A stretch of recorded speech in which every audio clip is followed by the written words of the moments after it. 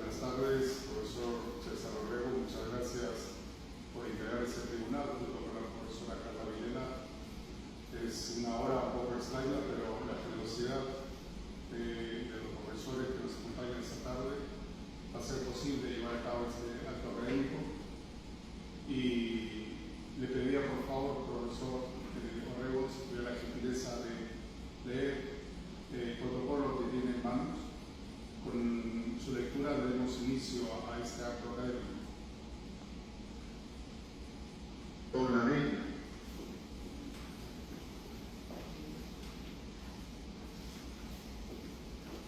Estamos reunidos para escuchar la sustentación de la tesis, la represión de actos homogéneos y la justificación para la incorporación del accionante no originario en el proceso constitucional de amparo, que realizará el egresado Cristian Pavel Sánchez Pérez, con el fin de optar el grado de máster en Derecho Público con mención en Derecho Constitucional.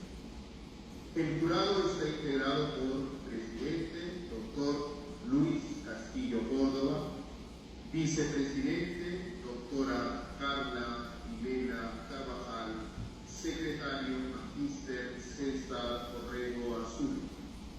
El procedimiento que se seguirá es el siguiente. El egresado expondrá un resumen de la tesis en un plazo máximo de 30 minutos. Su exposición no debe ser interrumpida. Concluida la exposición, corresponde al jurado formular las preguntas que considere pertinentes en función al tema de tesis, las mismas que deberán ser absueltas por el egresado. Terminada la ronda de preguntas, se invitará al tesista y al público asistente a esperar fuera del aula para que el tribunal pueda calificar la sustentación realizada. Si el jurado otorga nota aprobatoria, se reabrirá la sesión pública y el secretario procederá a leer la decisión del jurado examinador y la calificación obtenida. En caso fuese desaprobado, no se reabrirá la sesión pública y el presidente del jurado informará al egresado los motivos de su desaprobación. El acto será clausurado por el presidente del tribunal examinador. Muchas gracias. Tiene el señor Damos Sánchez inicio a la presentación. 30 minutos, por favor, para exponer su tesis. Gracias. Muy buenas tardes a todos ustedes, señores integrantes del jurado. Muchísimas gracias por esta exposición. Bien, el día de hoy vamos a hablar sobre un tema muy trascendente, sobre todo si tomamos en cuenta el actual advenimiento de las nuevas tecnologías, las nuevas necesidades sociales y todo lo que viene ocurriendo a raíz de los cambios y transformaciones en nuestro contexto de Estado constitucional. La represión de actos homogéneos va a ser abordada desde un punto de vista metodológico que sustente cuál es el problema jurídico que hemos detectado para esta investigación y adicionalmente vamos a verificar cuáles son las razones de existencia material y procedimental para comprender las interpretaciones iniciales problemáticas, ver alguna alternativa de solución y llegar a nuestra conclusión. No vamos a abordar la totalidad de conclusiones porque definitivamente eso nos tomaría mucho más tiempo, pero quiero presentar al menos lo que hemos logrado identificar de manera sucinta y concreta. Bien, la represión de actos homogéneos es una institución que aparece en nuestro ordenamiento a partir del Código Procesal Constitucional desde el año 2004. Cuando se formó este código, se reguló en el artículo 60.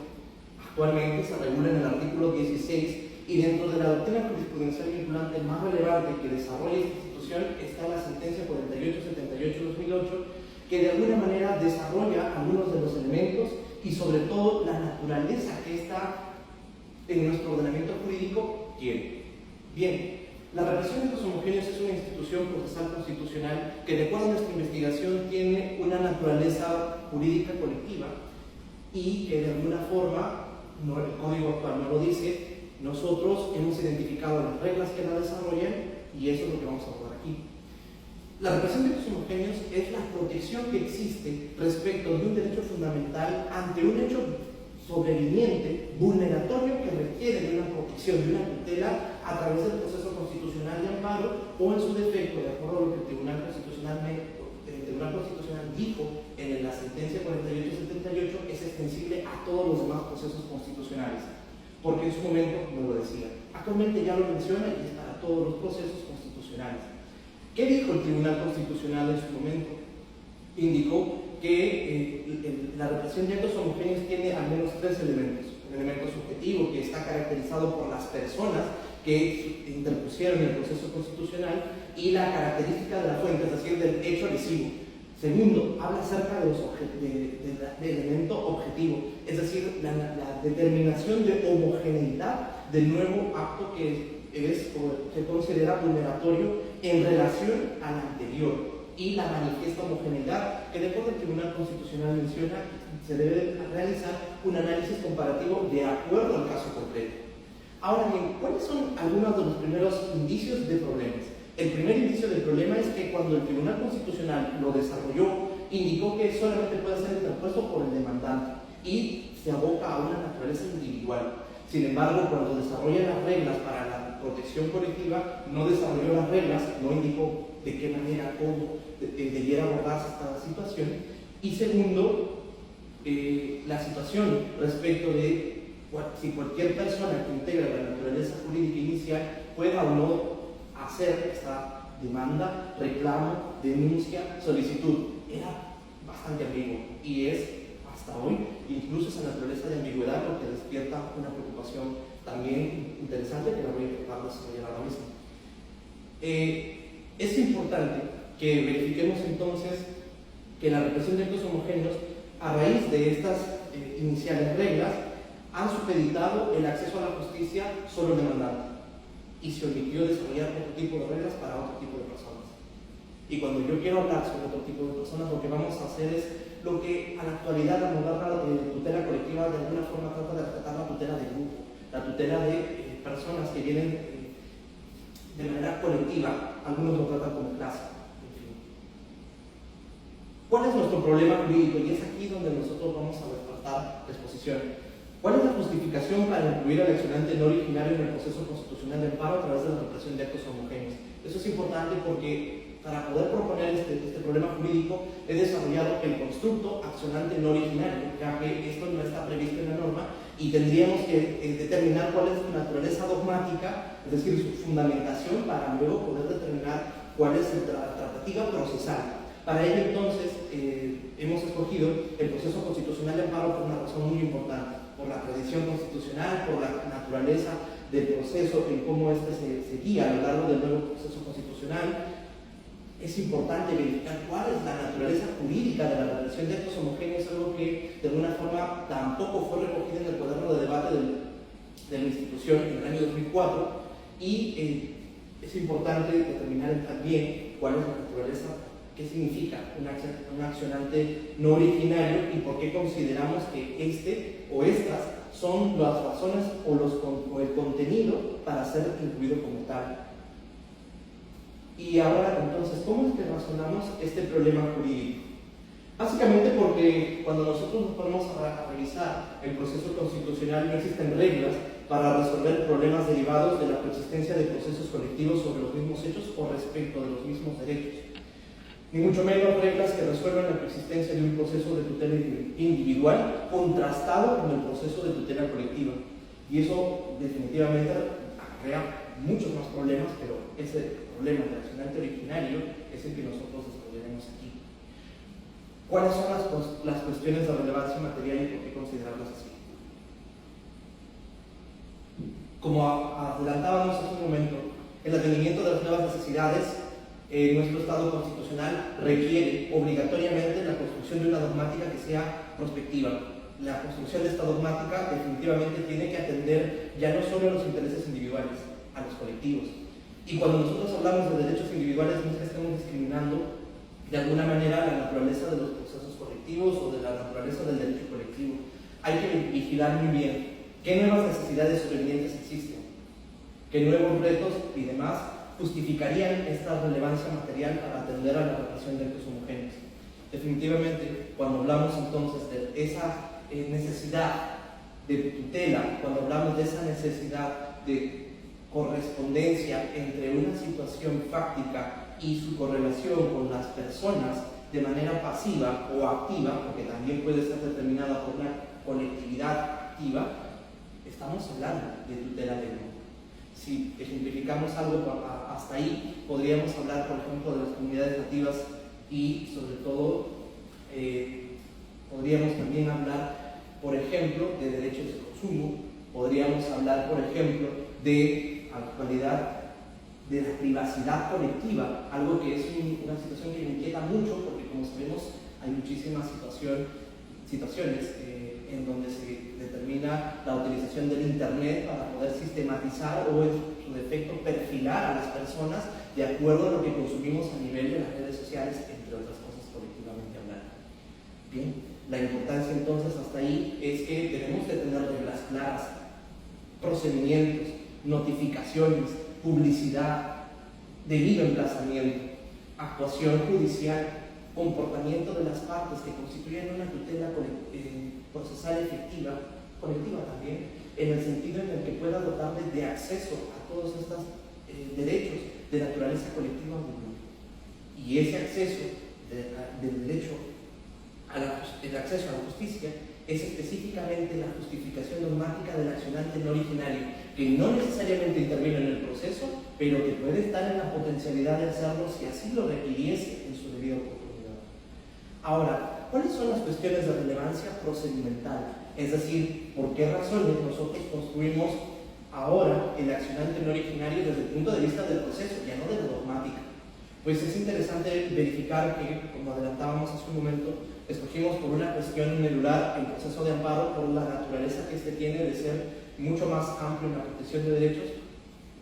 Segundo, porque de alguna manera la doctrina jurisprudencial se generó en un proceso de amparo, que creo yo lo más relevante, y porque de alguna forma las reglas del amparo que ahora pretendemos construir de alguna manera van a poder ser asimilables como lo hicieron en el 48-78 con las razones que estamos cumpliendo en este momento. Segundo, cuando nosotros hablamos de la tutela procesal efectiva, entonces en esta situación de grupo de la represión de actos homogéneos, daremos cuenta que la naturaleza jurídica de la represión de actos homogéneos como una regla no escrita es precisamente la de poder proteger derechos colectivos. Eso es algo que de alguna forma llevó una larga situación de investigación, pero que nos remitimos a lo que son los denominados juzgamientos de casos repetitivos. Es ahí en donde determinamos la fuente de la represión de actos homogéneos y que lógicamente podría ser discutible, en tanto este juzgamiento de casos repetitivos es una tipología de los procesos colectivos y claro, tampoco pretende agotar la discusión. Ahora bien, la naturaleza jurídica tiene una importancia muy grande porque es precisamente la construcción de las reglas que hace un momento indicábamos, como fueron explicitadas por el Tribunal Constitucional en este precedente, despierta problemas de interpretación.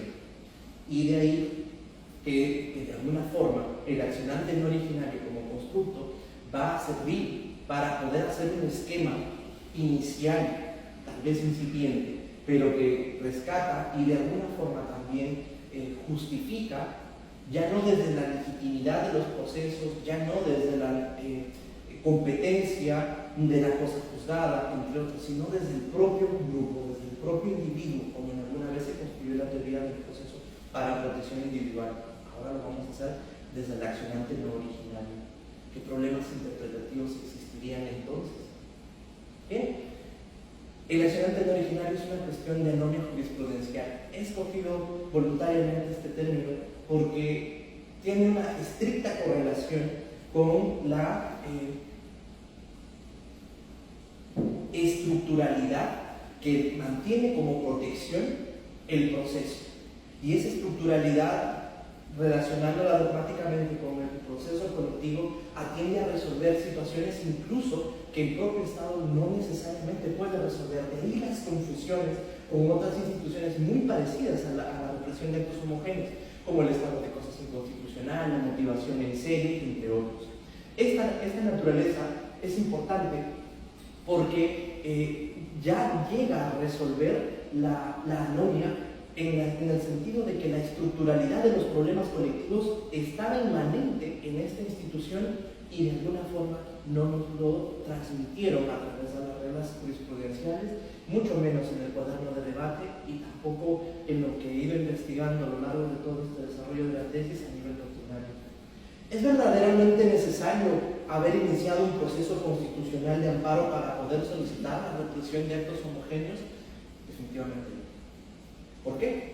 Porque el accionante no originario puede estar homogéneamente considerado, puede estar considerado heterogéneamente en un proceso ya iniciado, en un proceso finalizado, y aún así tendría la capacidad de poder concurrir al beneficio de una sentencia anticipada, pese a no haber interpuesto la demanda.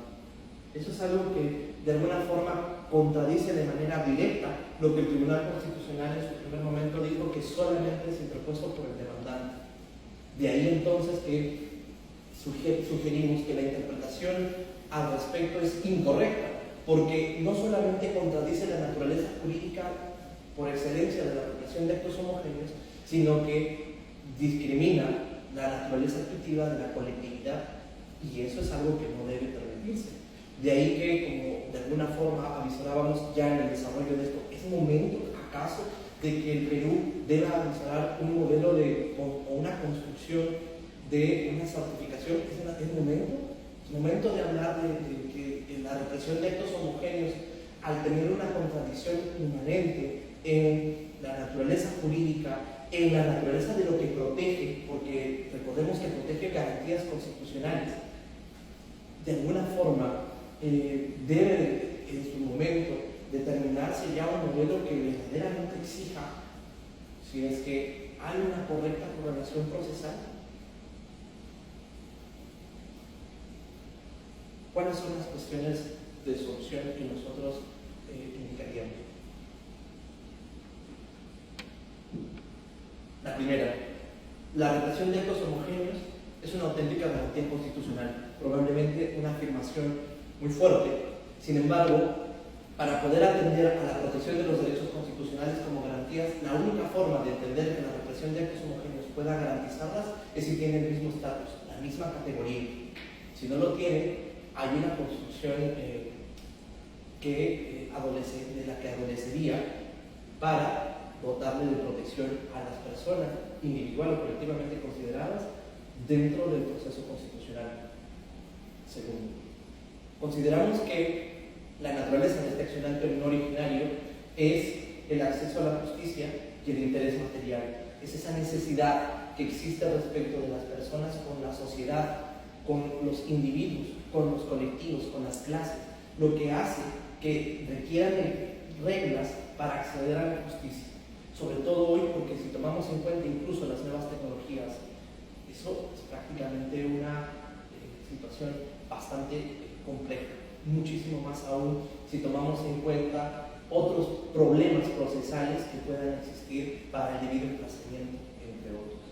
De ahí que entonces hablamos de una tutela procesal efectiva que justifique con garantías claras la incorporación de este accionante no originario, y adicionalmente de las garantías claras para él, deberá hacerlo también para la construcción y base de una aproximación de reglas para ese modelo de certificación que requeriría una urgente reinterpretación de la relación de actos homogéneos, porque tal y cual ahora se está determinando, indicaríamos que es incorrecta, es contrariamente tratada a lo que hoy la necesidad social así lo plantea. ¿Y cuál es entonces lo importante aquí? El interés material. El interés material es, en estricto, la justificación más importante que tiene el accionante no originario, porque al poder integrar ya sea la situación colectiva, ya sea la situación individual inicial, sobreviniente, va a poder acceder solamente determinado por esa ligazón de la realidad, esa ligazón que de alguna forma justificaría entonces el acceso a la justicia, porque un juez no puede decirle, bueno, porque tú no supiste, integrante Guajún, el conocimiento de esta demanda, bueno, te proscribo la incorporación de manera natural porque no fuiste el demandante. Ese tipo de reglas colisionarían con el tema del acceso a la justicia. Por eso entonces ese interés material resulta relevante, porque es en realidad la verdadera necesidad que comparten las partes para la ligazón con respecto al hecho objeto de control constitucional y la situación que yo estoy despertando en mi necesidad de tutela urgente. De ahí entonces que al entender que existe una contradicción en las reglas de la represión de actos homogéneos, en la medida de su naturaleza, en la medida ya de su cuestionamiento dogmático del acceso a la justicia y de su cuestionamiento procedimental, porque está impidiendo ilegítimamente a quienes lo integran, cuando han determinado la tutela de grupo, hay una necesidad entonces de generar una regla de construcción para la protección de los derechos colectivos. Y eso determinaría o se lograría un resultado a través de este accionante originario como quien es el interés, como es el interés material, de que comparte esa relación sustancial con los hechos materiales de todo el control. ¿Cómo concluiría entonces este estudio? La represión de actos homogéneos constituye una verdadera garantía constitucional. Eso es algo importante porque atiende la naturaleza jurídica constitucional en armonía con la naturaleza misma de los procesos constitucionales. La naturaleza de la represión sería evitar las sentencias repetitivas contradictorias y sobre todo confundirla con otras técnicas que puedan determinar bien una protección de derechos colectivos y sobre todo la necesidad de no interponer procesos innecesariamente. ¿Cuál es su objeto? El objeto siempre va a ser el acceso a la justicia individual o colectiva al accionar originario o no en un eventual proceso constitucional de amparo, siendo necesaria su incorporación a través de un modelo de certificación que tenga las reglas de tutela procesal claras, notificaciones, publicación, conductas procesales, etc. De ahí entonces que esta nueva forma de comprender esta institución verdaderamente va a atender la necesidad sobreviniente a las nuevas exigencias en los distintos ámbitos, sí, cuando lógicamente en el proceso constitucional requiera de protección. Eso es la investigación que estuvimos realizando hasta el día de hoy y yo les agradezco muchísimo por haberme escuchado. Muchas gracias.